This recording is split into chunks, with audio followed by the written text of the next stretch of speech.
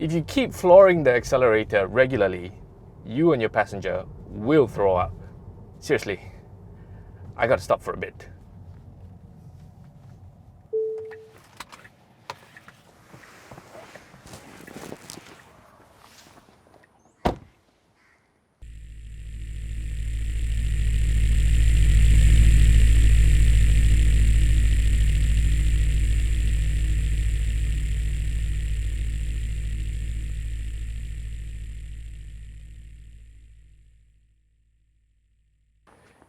EVs are the future.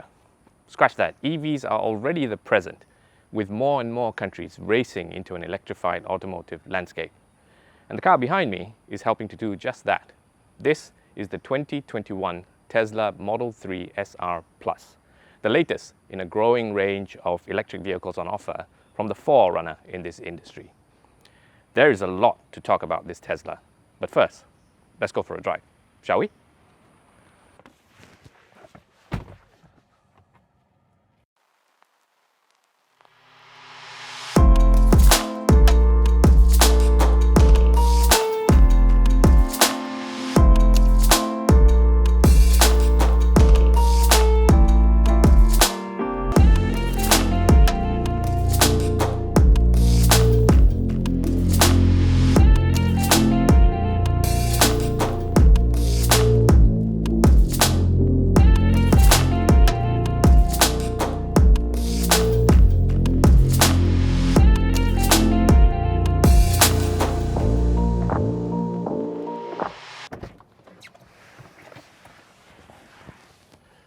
We tried to answer just one question in today's episode.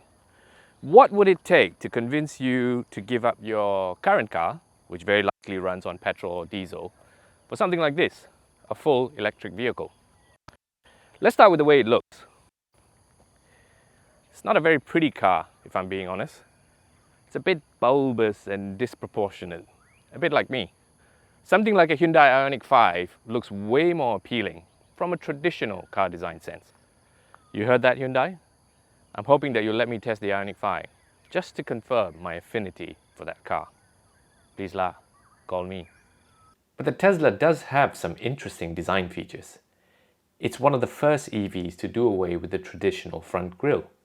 And you can, since you are not bound by the mechanics of internal combustion.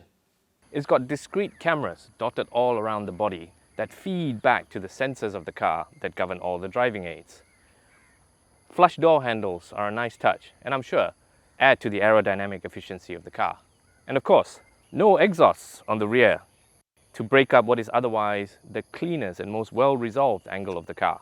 And it'll continue to look clean too, because there are no sooty exhausts there. So, some hits and misses as far as the exterior goes. Maybe the interior will put forward a more convincing argument for switching to EVs.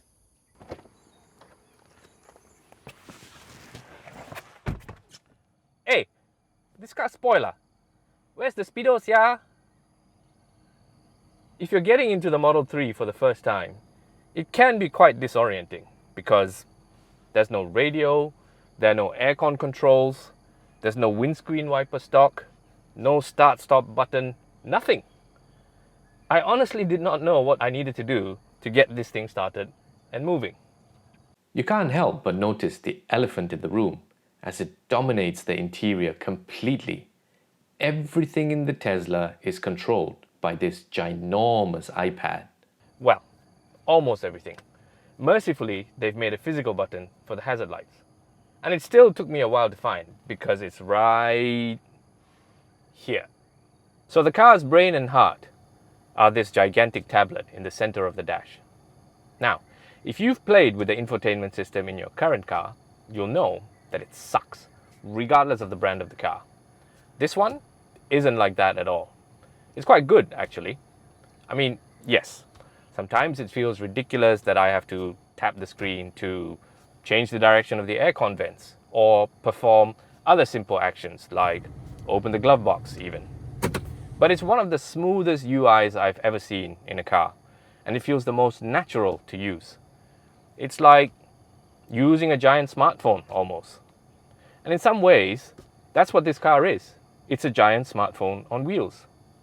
You can even play racing games in this car using the steering wheel and the pedals, which is of course the greatest of ironies because, you know. Anyway, let's find out how this thing drives in real life.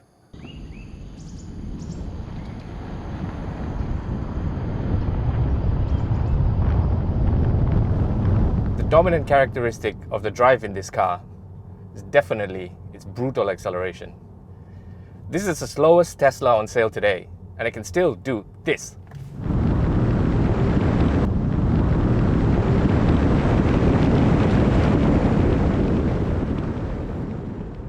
Zero to 100 in 5.6 seconds.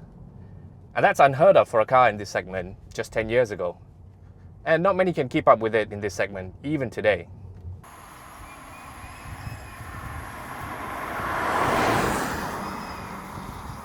I've been driving this car for a while now. And you know what? If you keep flooring the accelerator regularly, you and your passenger will throw up. Seriously, I gotta stop for a bit.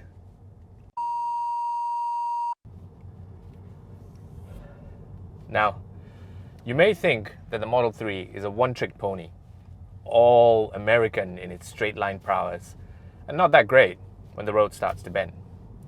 And if you judge it by conventional driving standards, you wouldn't be far off.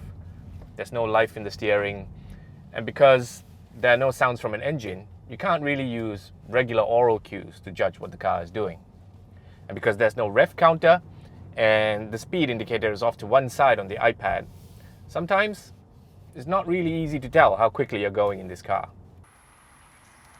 And that instant acceleration, that can make the drive very binary. Full power one moment and almost coming to a complete stop the next.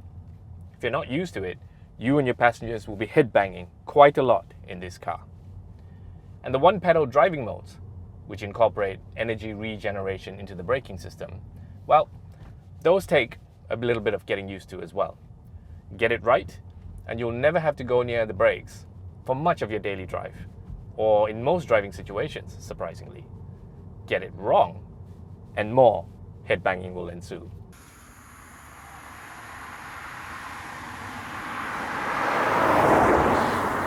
I don't think I'd want to be a passenger in a Tesla being driven by someone who's unfamiliar with the car or who's just not that good a driver.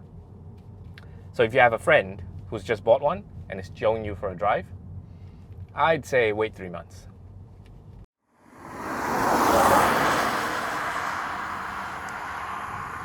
But the Model 3 does motivate you to learn how to drive it properly. And that's a good thing.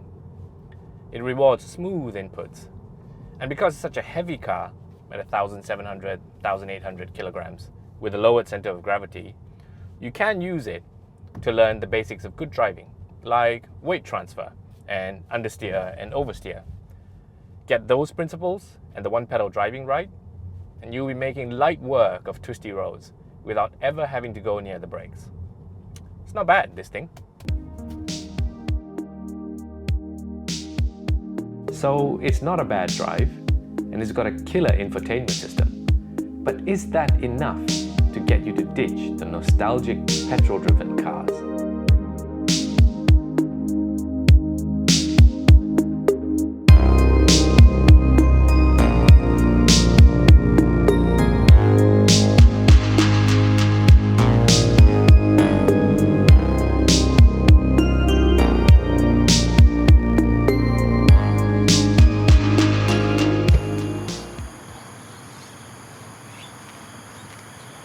Let's talk about some of the reservations that many drivers have about switching to EVs.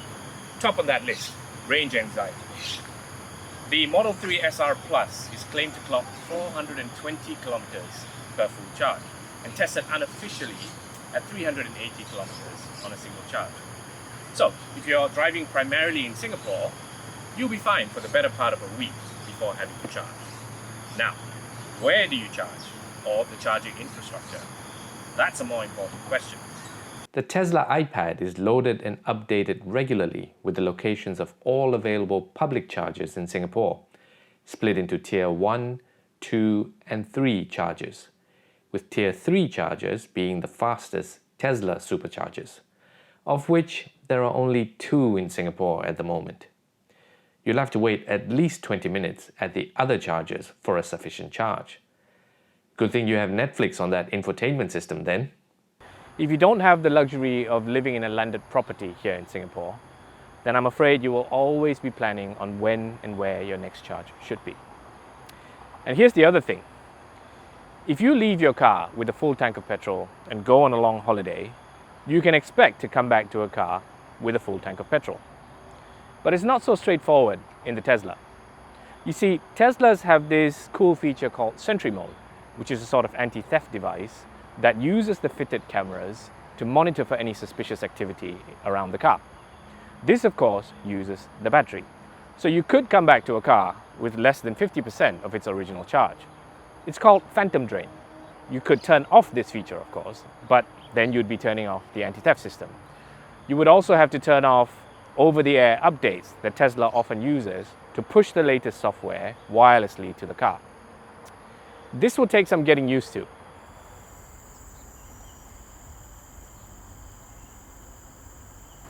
And that's the gist of it really, in 10 minutes. While EVs are being touted as the way forward to a less polluting future, the change will take some getting used to. But it took us a while to get used to the original Apple iPhone as well. And now look where we are. And Tesla is hoping to do the same. Regardless of whether you can live with this car in the here and now, one thing is for certain. The Model 3 has started to sound the death knell for the internal combustion engine.